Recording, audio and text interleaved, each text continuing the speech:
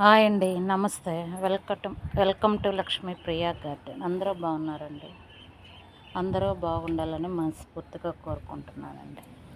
చూసారా, అంటే వర్షాకాలం మనం ఏ మొక్కలు వేసినా బతుకుతాయి కనుక చూడండి. మిర్చి మొక్కలు ఇవి నేనే ఇంట్లో తెల్లటి మిర్చి ఒకటి ఎండబెట్టి విత్తనాలు నాటాను. నారొస్తే ఈరోజు మొక్కలు ట్రాన్స్లేట్ చేశాను. చూడండి ఎట్లా ఉండయో.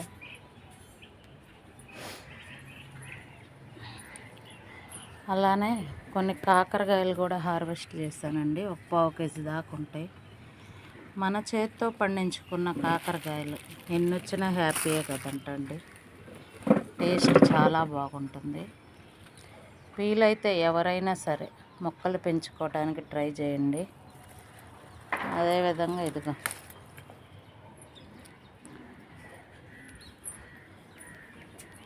బెండకాయ ఇక్కడ కూడా ఉందండి.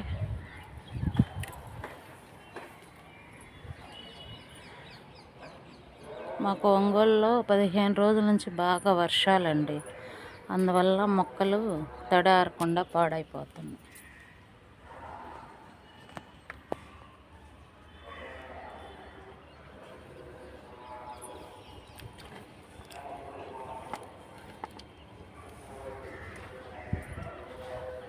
ఇదిగోండి ఇంకా ఉండే కాకరకాయలు, అంటే పిందెలేనని కోయలేదు. చూడండి ఈ చెట్టుకి ఎన్ని పిందెలు ఉన్నాయో.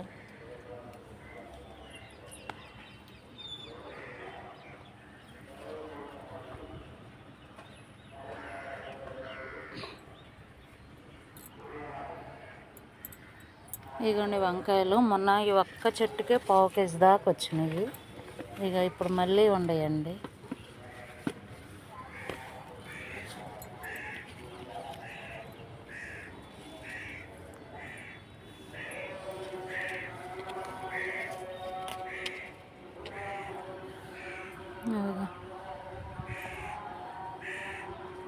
ఇదిగోండి ఇక్కడ టమాటా చెట్టు చూడండి. ఒక్క చెట్టుకి ఎన్ని కాయలు ఉన్నాయో. అంటే అది వంగిపోతుంది, సపోర్ట్ కోసం అట్లా చెట్ల మధ్యలో పెట్టానండి.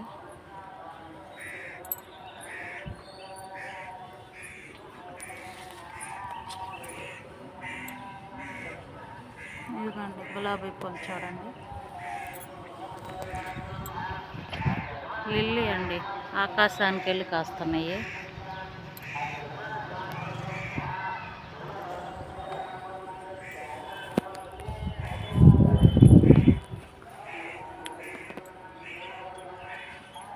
చిక్కుడు చెట్టు. ఈ బంతి చెట్టులో కూడా ఒక మిరప చెట్టు పెట్టానండి. అంటే బంతి చెట్టులో మిరప చెట్టు పెడితే బాగా వచ్చిద్ది అంటారు, పురుగు కూడా పట్టదు. అందువలనండి. నచ్చితే లైక్, షేర్, సబ్స్క్రైబ్ అండి. ఖచ్చితంగా నా ఛానల్ని సపోర్ట్ చేయండి. Thank you.